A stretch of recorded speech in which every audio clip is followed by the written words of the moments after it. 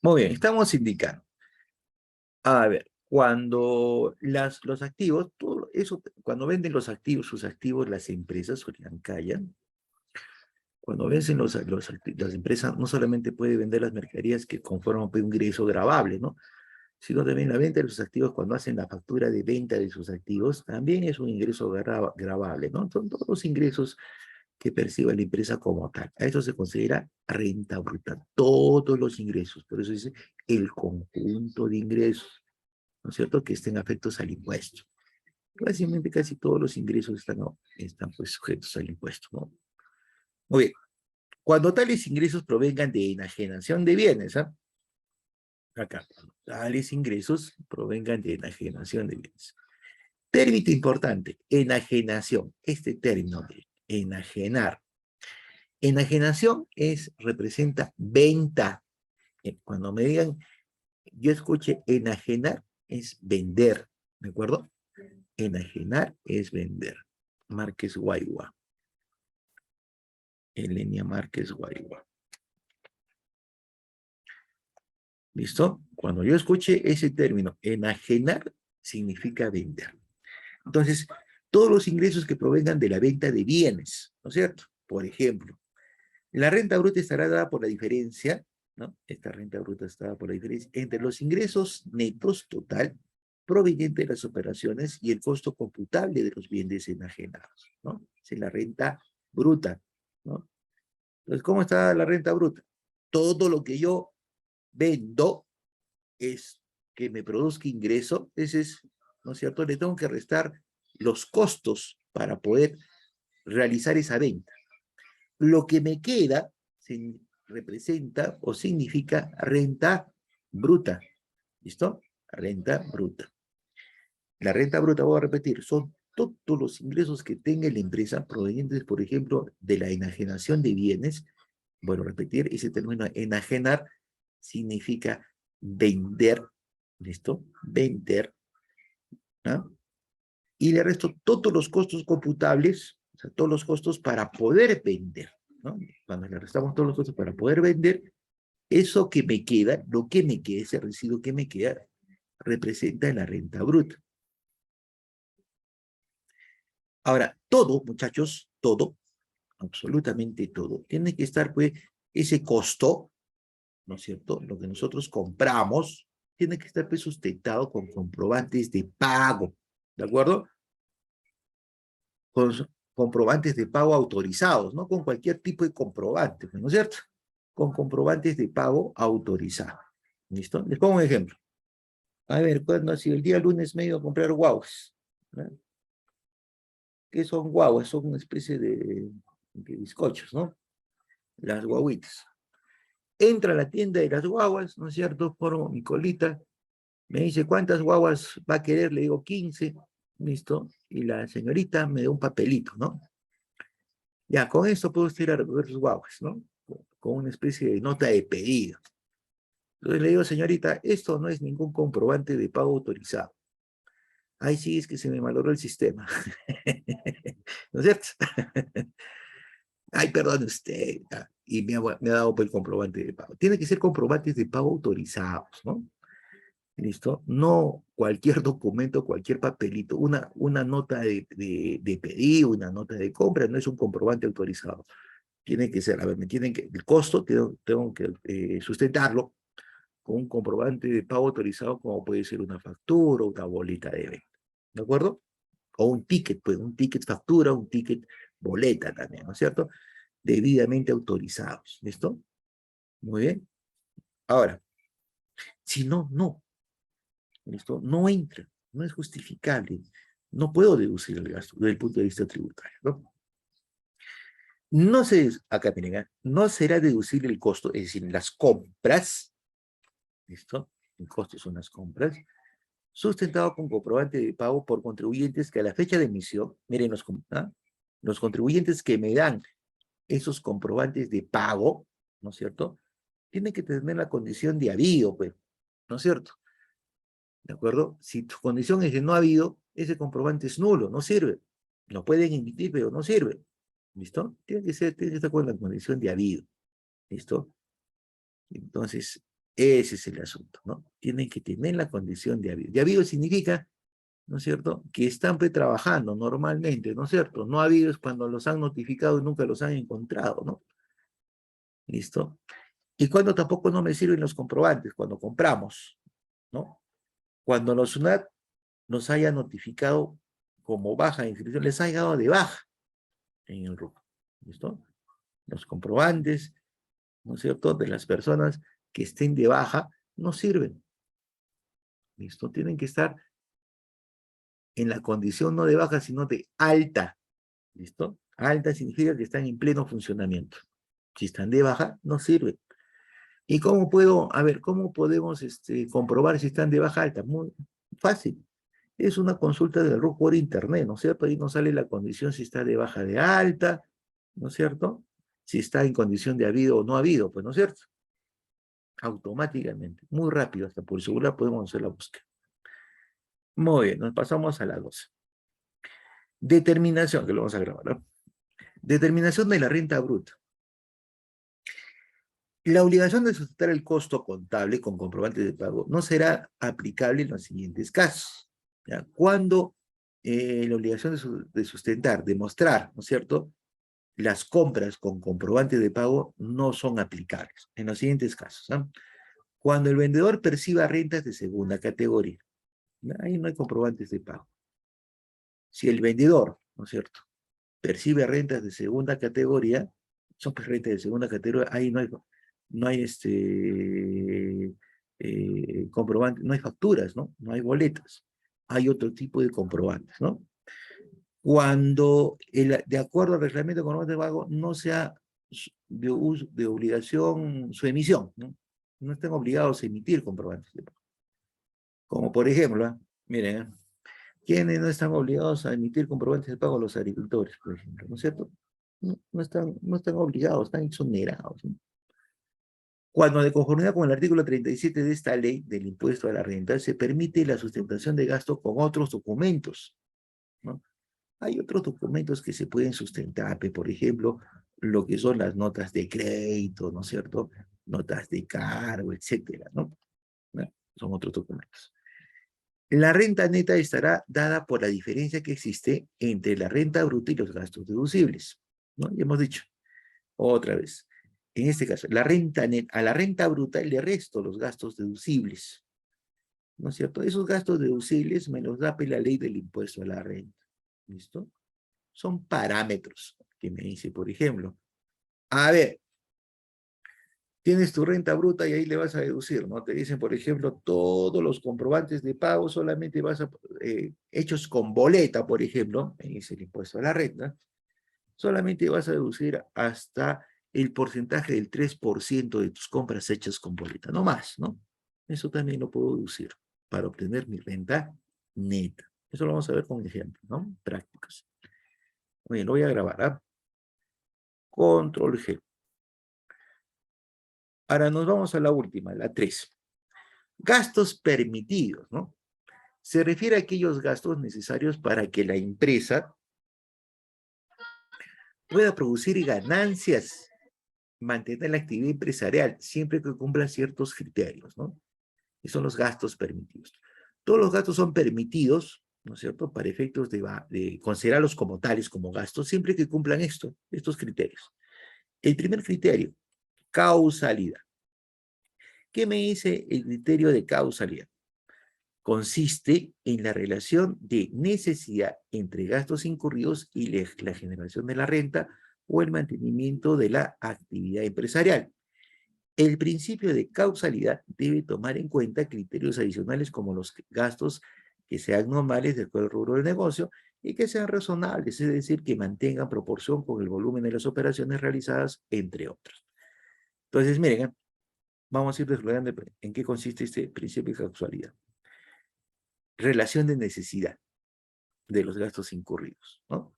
Por ejemplo, miren, yo tengo una empresa de transportes, ¿no es cierto? Ya está. Y le pongo ahí, ¿no es cierto?, los gastos, por ejemplo, me voy a comprar mi ropa de vestir, ¿no es cierto? Me voy a comprar mi ropa, por ejemplo, mis zapatillas, mi pantalón, y le digo al contador, no sé, o nos dicen a nosotros, este gasto ponlo en la empresa. No puedo ponerlo porque no hay causalidad, pues. ¿Listo? No es un gasto, ¿no es cierto?, del giro del negocio. ¿Listo? La empresa no requiere ese tipo de gasto, por ejemplo, de lo que es un gasto personal, no es un gasto de empresa. ¿De acuerdo? Rompe el principio de causalidad. ¿Listo? ¿Cuándo confirma el principio de causalidad? Cuando, por ejemplo, el petróleo, ¿no? O el combustible. Yo pido comprobantes de pago de combustible porque mi empresa de transportes. Si mi empresa de transportes, el gasto de combustible, ¿no es cierto?, cumple con ese principio de causalidad. Entonces, está bien, es un gasto permitido. Ahora otra, por ejemplo, a ver, me voy para el hotel, ¿no es cierto? Me voy a los hoteles, viajo, me voy a los hoteles, y eso le digo también al contador, ¿sabes qué? Pómelo como gasto de empresa. No, no se puede porque no es del giro del negocio, ¿no es cierto? ¿De acuerdo? No es del giro del negocio. Tengo que demostrarlo. Ahora, puede ser, ¿eh? Puede ser, en el caso, por ejemplo, de transporte, sí puede ser, porque, por ejemplo, puede ser que yo me quede, por ejemplo, hago un viaje a Lima, ¿no? Con mi camioncito, digamos, soy una empresa de transporte, llevo mercadería a Lima. Y en Lima me quedo un día. Ese día, ¿no es cierto? Ese día tengo que desayunar, almorzar y comer, y básicamente salgo al día siguiente. También pues tengo que tener un gasto de un cuarto, pues, de un hotel, ¿no es cierto? Hasta ahí es justificable, ¿eh? Pero yo no voy a mandar por viaje, por ejemplo, causalidad, tiene que tener criterio. Yo no voy a mandar, gastos, ¿no es cierto? Como si cada viaje me estaría como 4 o 5 días en el hotel, ¿no? Cuando no es así, mi actividad solamente me queda un día. Eso se llama causalidad. Si me detectan eso, ¿no es cierto?, me lo van a considerar como gasto no permitido. ¿Listo? Tiene que tener relación, ¿no? Tiene que haber relación, ¿no es cierto?, con la fuente o la actividad empresarial, ¿no? Acá está. Con la generación de la renta de la actividad empresarial, a lo que yo me dedico también, ¿no es cierto? ¿Qué más? El principio de causalidad debe tomar en cuenta criterios adicionales como los gastos que sean normales. A ver, criterios adicionales como que los gastos sean normales. No me puede exceder en los gastos, ¿no es cierto? Yo tengo una empresa de transportes, ¿listo? No me voy a comprar, por ejemplo, combustible como si tuviera, ¿no es cierto?, 20 carros, lo voy a pasar por mi contabilidad, ¿no es cierto? ¿Listo? Lo voy a registrar. No puedo hacer eso, pues no hay criterio, ¿no es cierto?, de normalidad. Rompo con el principio de causalidad. ¿De acuerdo? Tiene que ser criterioso. O sea, yo no puedo mandarme, a ver, necesito facturas de compra para bajar mi impuesto, para ponerlo como gasto. Ya tráeme petróleo, pues, el combustible que tú necesitas. Oye, pero yo no consumo tanto. Consíguete y pide tus amigos, ¿no es cierto? Y lo pones a mi nombre, ¿no es cierto? Eso rompe el principio de causalidad. ¿Listo? No hay criterio. Tiene que ser criterioso, o sea, no puede exagerar pues, en ese asunto. Es cierto que consumo, por ejemplo, combustible, pero no se puede exagerar, ¿de acuerdo? Ese es de acuerdo al rubro de negocio, ¿no es cierto? De acuerdo al rubro de negocio. Que sean pues razonables los gastos, ¿no es cierto? Que no sean irreales, que sean razonables. En conclusión, que mantengan proporción con el volumen de las operaciones realizadas, ¿no es cierto? ¿Listo? Es igual, por ejemplo, ¿eh? A ver, a ver, a ver, a ver, a ver, yo tengo mi tienda, pero ¿no es cierto? Hasta quiero pagar menos impuestos, compro mercadería, pero le digo, a ver, todo lo que tú has comprado, cuando tú vayas a mis hermanos, a mis parientes, cuando vas comprando, ¿no es cierto? Para tu casa, lo compras para mi nombre y con mi RUC, ¿no es cierto? También rompe el principio de causalidad, ¿listo? Porque no mantengo pues la proporción entre toda mi familia que le pido que se compre con factura y que le dé mi nombre, mis datos, mi RUC, ¿no es cierto? Superó largamente, pues, ¿no es cierto?, ¿no?, la operación de mi empresa. Ahí rompo con ese principio de causalidad, ¿no? Hay que tener mucho criterio. Entonces, para que sea un gasto permitido, tiene que cumplir con ese principio, con ese criterio de la causalidad. Tiene que ser racional, criterioso, ¿no es cierto? No anotar gastos por anotar, pues, ¿no es cierto? ¿Listo? Solamente los que necesite la empresa y criterioso, pues, ¿no es cierto? Con bastante criterio, con bastante razonabilidad. No exagerar. Otro principio, o otro criterio, es la generalidad. ¿En qué consiste la generalidad? Vamos a chequear. ¿Eh? Debe evaluarse considerando situaciones comunes del personal, lo que significa que se comprenda a la totalidad de trabajadores de la empresa al deducir los gastos de por beneficios sociales y retribuciones a favor de los trabajadores y gastos de contribución destinados a prestar al personal, servicios de salud, recreativos, culturales, ¿no? Muy bien, en principio de generalidad, ¿no es cierto? Dice, debe evaluarse considerando situaciones comunes del personal, ¿no? Se refiere al tratamiento de los gastos de personal, ¿no? Entonces, ¿qué se puede decir acá? Lo que no significa, dice, que se comprenda a la totalidad de los trabajadores, a la totalidad de los trabajadores de la empresa. ¿Listo? O sea, la generalidad no significa que a todos los trabajadores que están en planilla y no están en planilla, ¿no es cierto? Les voy a considerar o voy a introducir en mi contabilidad gastos por beneficios sociales o retribuciones, etcétera, ¿no? Salud, recreativos, cultural y educativos. Solamente aquellos que están en planilla, no a todos, ¿listo? Los que están en planilla tienen derechos a esos beneficios sociales, no los que no están en planilla, ¿listo? Entonces, eso me indica ese principio, ese criterio de la generalidad, ¿no? Situaciones comunes del personal, general, ¿no? Generalizamos situaciones comunes del personal. ¿Qué situación común tiene el personal? Los beneficios sociales, por ejemplo, ¿no es cierto?